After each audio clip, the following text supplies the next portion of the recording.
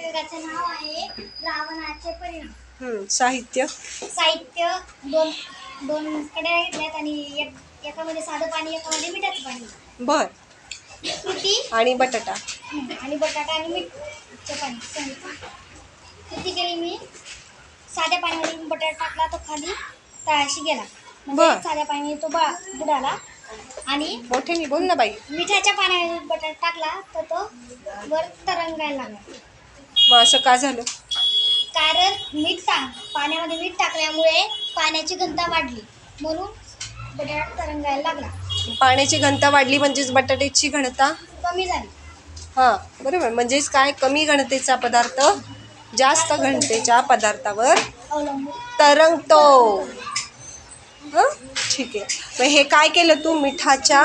मिठाचं आणि पाण्याचं काय तयार केलं? द्रावण.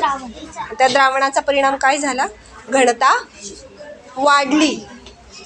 ठीक आहे.